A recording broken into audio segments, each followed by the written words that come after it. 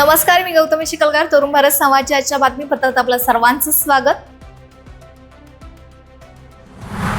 मागण्यांच्या बाबतीत सरकारने दगाफटका केला तर 2029ला 100% पाडू. मनोज जरांगे पाटील यांचा महायुतीला थेट इशारा. ज्योतिबा डोंगरावर बंदी आदेश धुडकावून शस्त्रे बाळगणाऱ्या 2 तरुणांना कोडोली पोलिसांकडून अटक. धारदार कोयता आणि चाकू जप्त. 7 वर्षांनंतर राजाराम बंधाऱ्यावरील महादेवाचं प्राचीन मंदिर पात्राबाहेर.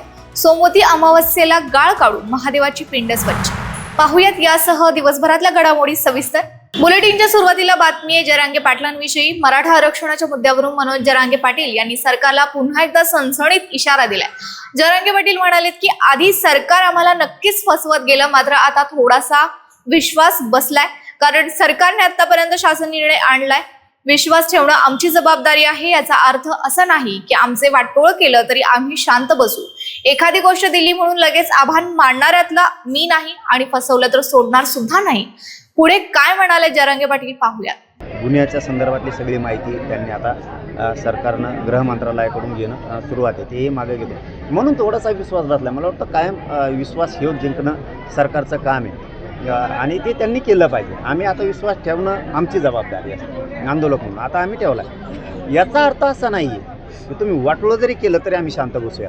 हे तुमचा गैरसमज असू शकतो सरकार म्हणून. मी त्यातला नाही आहे. एखादी गोष्ट दिली आणि मग नुसतंच तुमचं आभार मानत राहणार, उदं करत राहणार. नक्की तुमचं उदं करणार, नक्की तुम्ही केलेल्या कामाचं श्रेय नक्की तुम्हाला देणार, पण फसवलं तर सोडणार सुद्धा नाही आहे. हे मात्र लक्षात ठेवायचं. कारण तुम्हाला जर कायम मराठा समाजाचा चेहऱ्यावरती आनंद ठेवायचा असेल तर तुम्ही केलेली कामं हे तुम्हाला कायमस्वरूपी टिकून ठेवावे लागणार आहे. नसतं आंदोलन करण्यापेक्षा तुम्ही जर आता याच्याशी काही दगाफटका केला या मागण्याशी, तर आंदोलन करण्यापेक्षा 29ची तयारी करू, आम्ही 100% पाडणार. पन्हाळा तालुक्यातील प्रसिद्ध तीर्थक्षेत्र वाडी रत्नागिरी ज्योतिबा डोंगरावर जिल्हाधिकाऱ्यांच्या बंदी आदेशाचा भंग करत घातक शस्त्रास्त्रांसह दहशत माजवणाऱ्या 2 स्थानिक तरुणांना कोडोली पोलिसांनी बेड्या ठोकल्या.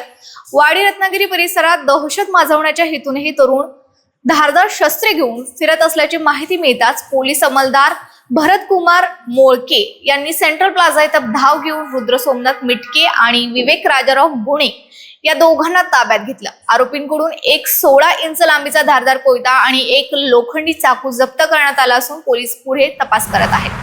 अंबफाटा परिसरातील लाखो भाविकांचं श्रद्धास्थान असलेल्या श्री स्वामी समर्थ मंदिरामध्ये चोरट्यांनी चोरी केली आहे. अज्ञात चोरट्यांनी मंदिरातील श्री स्वामी समर्थ चिले महाराज आणि शंकर महाराज यांच्या अत्यंत मौल्यवान मूर्तींसह समय आणि देवाऱ्यातील घंटा असा सुमारे 80,000 रुपये किमतीचा ऐवज लंपास केलाय. शनिवारी पहाटे 4 वाजण्याच्या सुमारास घडलेल्या या चोरीच्या घटनेमुळे अंबफाटा परिसरात मोठी खळबळ उडाली असून भाविकांमधून तीव्र नाराजी व्यक्त होते.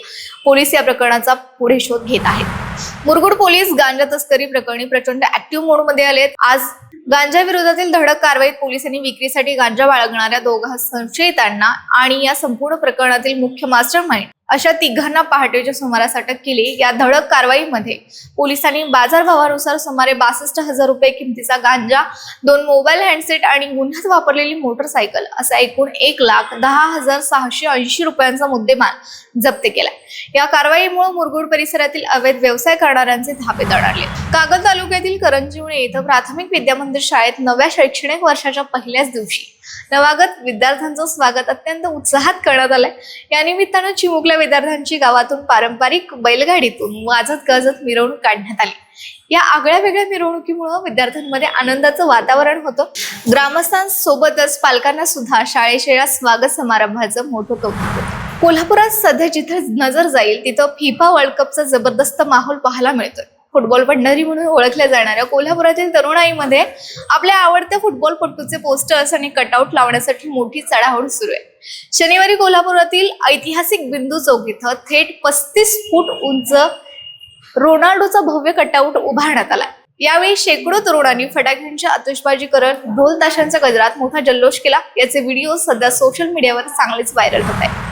कागल परिसरात मृग नक्षत्रावर झालेल्या वेळेत पेरणीनंतर वळवाच्या पावसाच्या जोरावर भाताचं पीक अतिशय सुंदर रीतीने तरारून आलंय. आता पुढील काळात ही समाधानकारक पाऊस होईल आणि पीक हाती येईल अशी आशा कागलच्या बळीराजाला आहे. सध्याच्या रणरणत्या उन्हाची तमा न बाळगता नदी किनारा सिद्धनेरली येथील महिला शेतकरी शेतामध्ये भात पिकाची भांगलन करण्यात मग्न असल्याचे चित्र पाहायला मिळाले. गारगोडी इथं पालकमंत्री प्रकाश आंबेडकर आणि मेतके येथे गोकुळचे माजी चेअरमॅन नवीद मुश्रीफ यांच्या हस्ते तरुण भारतच्या श्री संत बाळूमामा विशेषांकाचं प्रकाशन मोठ्या उत्साहात संपन्न झालंय। श्री संत बाळूमामाचा महान विचार वारसा नव्या पिढीपर्यंत पोहोचवावा या पवित्र उद्देशाने हा विशेषांक साकारण्यात आला आहे। अक्कोळ, आपाचीवाडी, मेतके आणि आदमापूर या बाळूमामांच्या पावन स्थळांशी जोडलेला त्यांचा संपूर्ण जीवन प्रवास या विशेषांकातून अत्यंत सुंदर रीतीने उलगडण्यात आलाय। या प्रकाशन सोहळ्याला विविध क्षेत्रातील मान्यवर उपस्थित होते। कसबा बावडा येथील राजाराम बंधाऱ्यावर पंचगंगा नदीपात्रातील महादेवाचे प्राचीन मंदिर तब्बल 7 वर्षांनंतर पूर्णपणे खुलं झाले। नदीची पाणी पातळी कमालीची ओसरल्यामुळे हे मंदिर पात्राबाहेर आलंय। आज सोमवती अमावस्येचा औचित्य साधून राजाराम बंधारा ग्रुपच्या सदस्यांनी सकाळीच मंदिरात साचलेला संपूर्ण गाळ बाहेर काढला। तसेच महादेवाची पिंड स्वच्छ करून पारंपरिक पद्धतीने पूजा केली आहे। त्यामुळे आता बावडीकरांना आणि भाविकांना या प्राचीन मंदिरात थेट जाऊन दर्शन घेण्याची सोय होणार आहे। करवीर निवासिनी श्री अंबाबाई मंदिराच्या मुख्य शिखरावर तब्बल 1.5 किलो सोन्याचा आणि 250 किलो तांब्याचा भव्य सुवर्ण कळस अत्यंत यशस्वीपणे विराजमान झाला। मंगलोरच्या कुशल कारागिरांनी रात्रभर अथक परिश्रम घेऊन हा देखणा कळस शिखरावर स्थापित केला। या ऐतिहासिक सुवर्ण क्षणानंतर मंदिराचे हे विहंगम रूप डोळ्यात साठवण्यासाठी भक्तांची प्रचंड गर्दी होत आहे। तरुण भारत समाजच्या माध्यमातून आम्ही थेट मंदिरात जाऊन भक्तांशी संवाद साधला असता अंबाबाई मंदिराचे हे सुवर्ण रूप पाहून भाविकांनी आपला कोल्हापुरी अभिमान व्यक्त केला। पण त्याचबरोबर मंदिरात वाढणारी गर्दी पाहता पिण्याचं पाणी, दर्शन रांगा, स्वच्छता आणि पार्किंग या सोयी सुविधांमध्ये प्रशासनाने तातडीने कोणते महत्त्वाचे बदल करणं गरजेचं आहे यावर भक्तांनी मांडलेली थेट आणि रोखठोक मतांची एक झलक पाहूया। दरवर्षी आम्ही येतो या देवीला, पण ह्या वर्षी आल्यानंतर खूप छान वाटलं। आम्ही बघितलं होतं अगोदर की कळस बसवलाय वगैरे, मग आता प्रत्यक्षात बघितलं त्यामुळे समाधान वाटतंय। आणि कोल्हापूरमध्ये इतकं छान असं वाटतंय की महालक्ष्मीला सोन्याचा कळस बसवला आणि ते पण गोव्याहून येतोय। इतक्या लांबून भक्त येतात, त्यांच्यासाठी बाथरूमची सुविधा नाही आहे। भाविकांसाठी स्पेशल रांग, स्त्रियांसाठी स्पेशल रांग किंवा मुखदर्शनासाठी पुरुषांसाठी आणि स्त्रियांसाठी वेगळी रांग, तिथे एकदम गर्दी होते। पण सिक्युरिटीत वाढ झाली तर त्यांना भाविकांना ओळीनं पाठवता येईल। या सोयी सुविधा झाल्या पाहिजेत। पिण्याच्या पाण्याची तिथं चालू आहे पण ती बंद आहे, पाणी तिथं नाही, तिथं पाण्याची जे लावले ती पण चालू झालं पाहिजे। बाकी सगळं लक्ष्मीच्या कृपेने चांगलंच आहे। तुम्हाला काय वाटतं, सुवर्ण कळस बसवलेला आहे आपल्या अंबाबाईच्या मंदिराच्या शिखरावरती, तर त्याबद्दल तुमच्या भावना काय?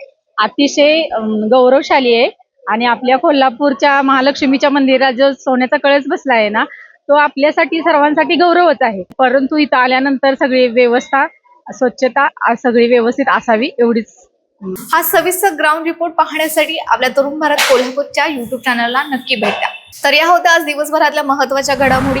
अशाच ताज्या आणि अचूक अपडेट्ससाठी पाहत रहा तरुण भारत कोल्हापूर। भेटूया उद्याच्या बातमीपत्रात, तोपर्यंत नमस्कार।